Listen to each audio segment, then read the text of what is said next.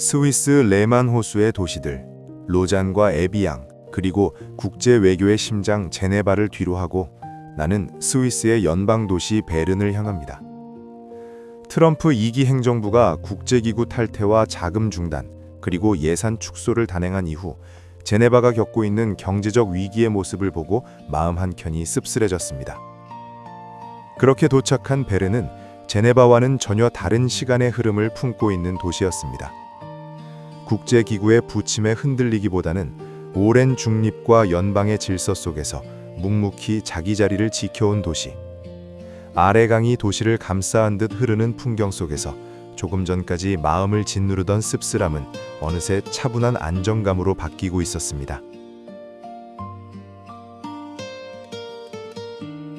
이제부터 베른의 거리를 직접 걷고 눈으로 보고 몸으로 느끼며 지리와 역사 그리고 문화 속에서 이 도시만의 다름을 찾아보는 여정을 시작하겠습니다. 베른을 바라보면 한 가지 기이한 풍경이 눈에 들어옵니다. 왜 지구 정반대편의 베른과 안동 하회마을은 똑같은 강물의 포옹을 선택했을까요? 에메랄드빛 아래강이 마치 도시를 품듯 깊은 U자형 곡선을 그리며 반도 지형을 만들어내고 있죠. 그런데 이 모습 어딘가 낯설지 않습니다. 낙동강이 마을을 270도 감싸는 안동 하회마을, 그리고 용이 몸을 틀어놓은 형상이라는 예천 회룡포와 놀라울 만큼 닮아 있습니다. 기라는 개념이 생소했던 서양인들은 왜 이런 굽이치는 물길 곁에 도시를 세웠을까요? 그들은 본능적으로 이 지형이 외부의 침입을 막아주는 천연의 해자, 곧 천혜의 요새임을 간파했습니다. 스페인의 톨레도 역시 타어강이 오메가 모양으로 휘감은 험준한 지형 덕분에 제국의 심장부가 될 수 있었죠. 프라하와 부다페스트, 하이델베르크 같은 유럽의 오래된 도시들 또한 모두 느리게 흐르는 강물과 함께 성장해왔습니다.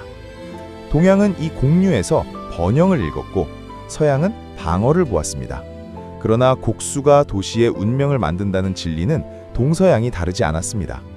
물길을 곧게 펴 빠르게 흘려보내는 직수는 효율과 속도를 상징하지만 땅의 힘을 빼앗고 기운을 흩뜨리기도 합니다. 반면 굽이치는 곡수는 물을 머물게 하고 그 머무름 속에서 문화와 부가 서서히 숙성됩니다. 평생을 앞만 보며 빠르게 달려온 우리의 인생 전반전이 효율 중심의 직수였다면 이제는 아래강처럼 유연하게 굽이치며 삶의 에너지를 갈무리하는 곡수의 시간을 가져보는 건 어떨까요?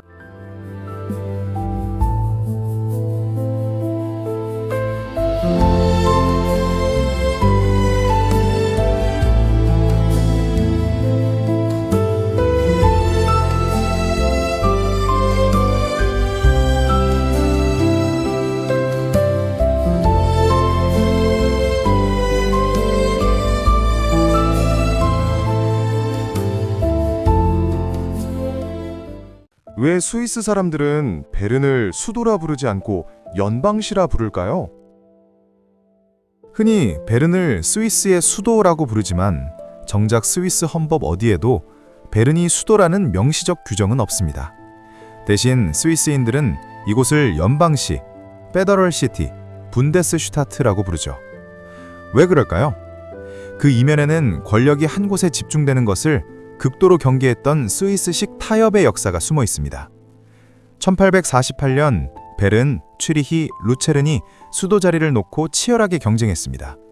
하지만 어느 한 도시가 권력을 독점하면 연방의 균형이 깨질 것을 우려한 의회는 묘안을 냈습니다. 수도라는 권위적인 명칭 대신 연방 정부와 의회가 머무는 기능적인 도시로서 베른을 선택한 것입니다. 연방 의사당 분데스하우스 앞 광장입니다. 바닥에서 솟구치는 물줄기들이 보이시나요? 정확히 26개입니다. 이는 스위스를 구성하는 26개 칸톤, 즉 주를 상징합니다.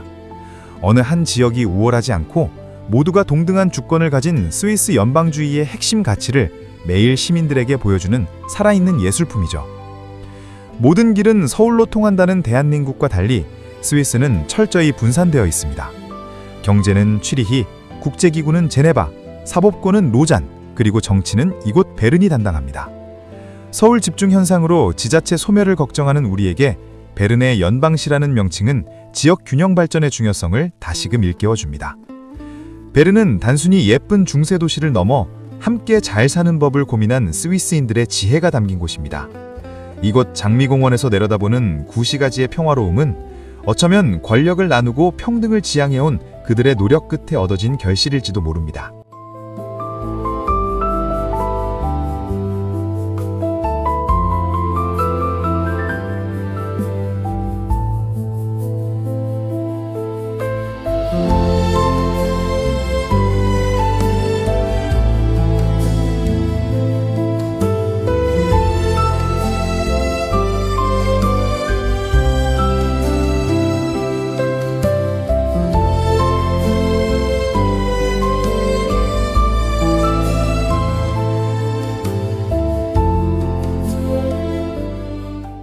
비가 와도 우산이 필요 없는 6km의 길, 중세의 재난은 어떻게 도시의 자부심이 되었을까요?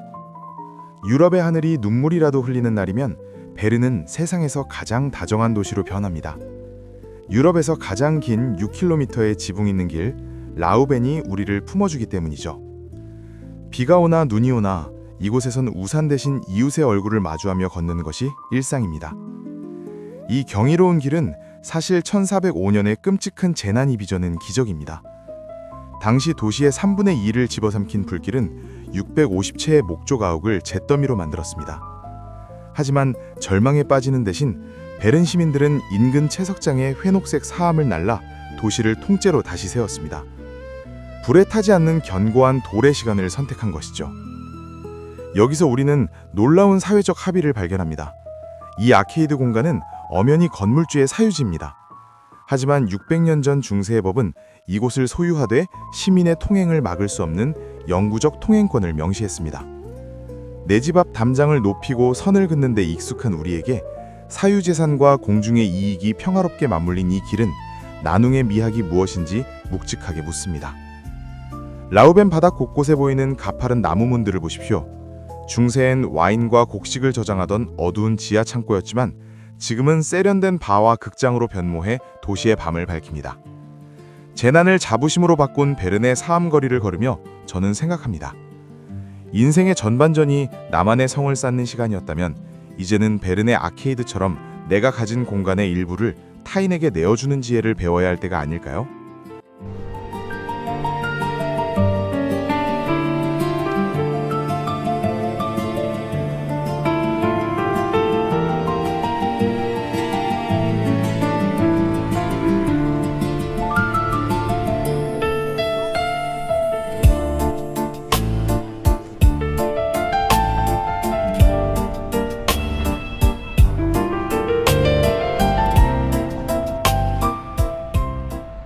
아래강의 공류. 이곳 장미공원에 서면 베른의 지리적 정수가 한눈에 들어옵니다. 에메랄드빛 아래강이 구시가지를 유유히 감싸 안으며 흐르는 모습은 마치 천연의 요새를 보는 듯합니다.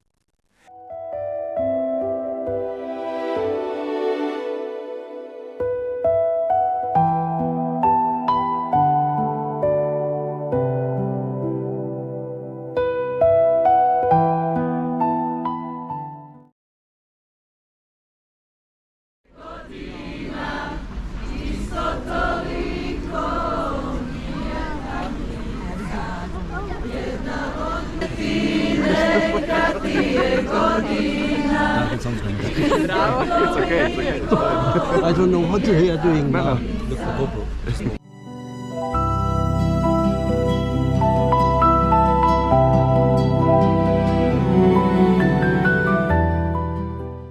베른이 왜 유럽에서 가장 아름다운 중세 도시로 불리는지 증명하는 풍경이죠.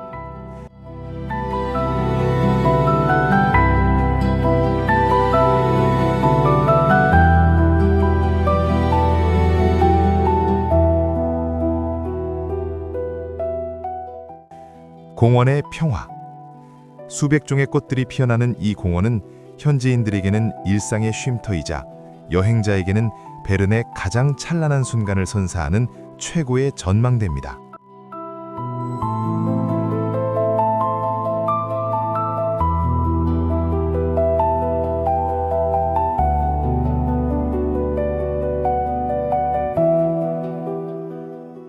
왜 베른 시민들은 퇴근길에 정장을 가방에 넣고 강물에 몸을 던질까요? 여름철 베른의 퇴근길, 기이한 풍경이 펼쳐집니다. 번듯한 정장 차림의 신사가 아래 백이라 불리는 방수 가방에 옷과 구두를 집어넣고는 주저없이 차가운 강물에 몸을 던집니다.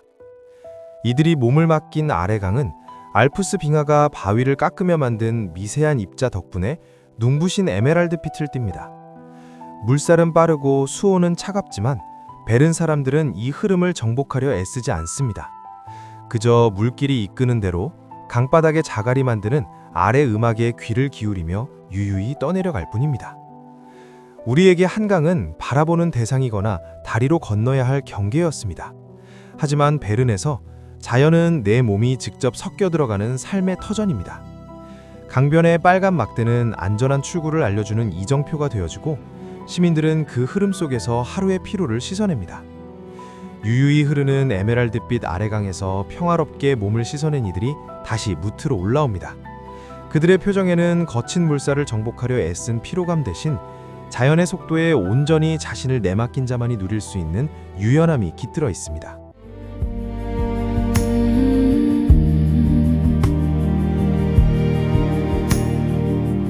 Nach der Arbeit zieh ich Ruhe aus, der Tag sinkt still ins Wasser.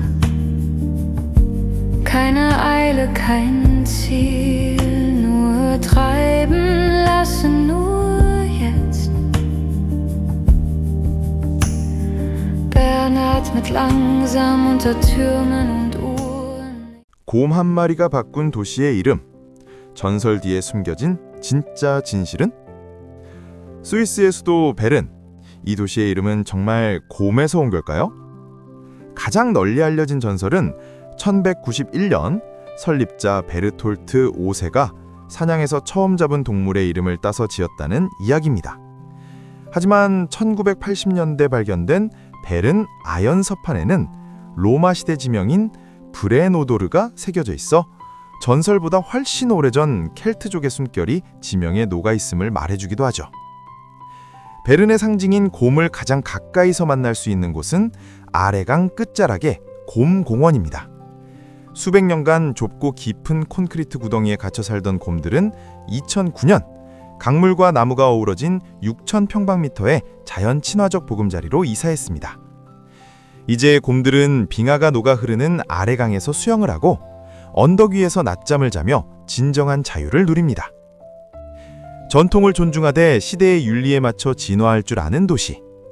곰들의 평화로운 일상을 지켜보며 우리는 베른이 800년 동안 지켜온 공존의 미학을 배웁니다.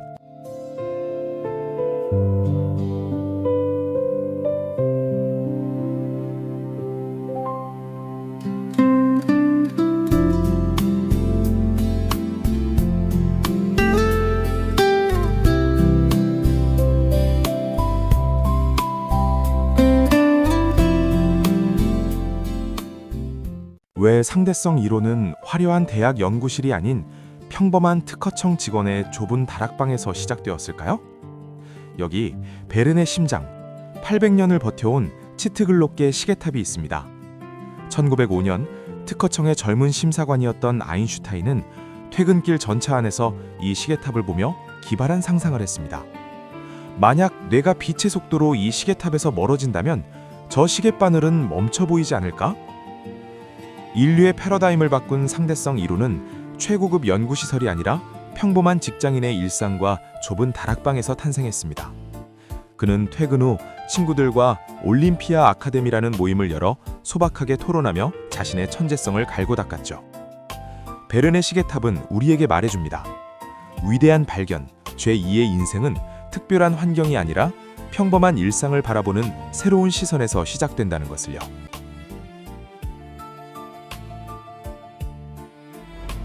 여기는 베른 역사박물관, 그 안쪽에 아인슈타인 기념관도 있다. 베른 역사박물관을 입장을 하여 아인슈타인까지 만나고 온다.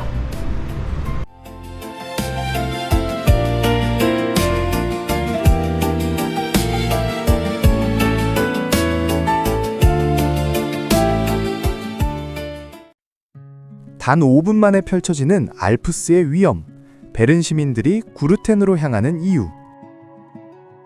125년 역사의 푸니쿨라로 5분 만에 닿는 베른의 지붕, 구르텐입니다. 해발 858m 위로 고요한 녹색 정원이 펼쳐지죠.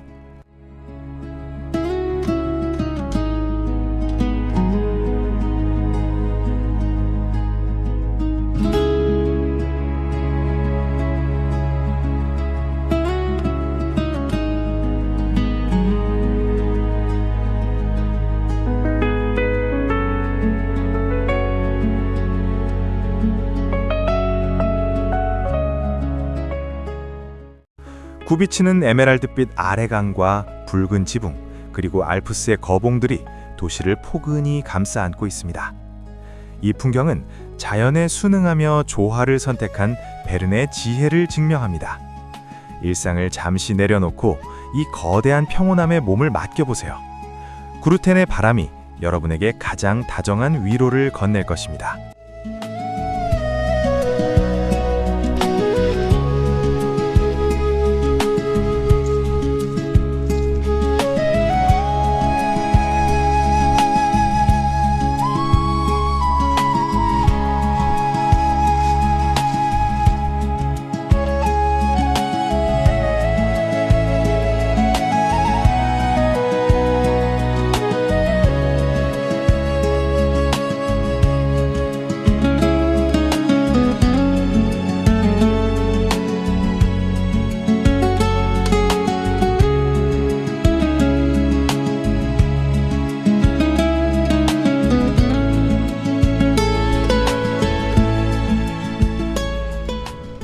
Making video of you now.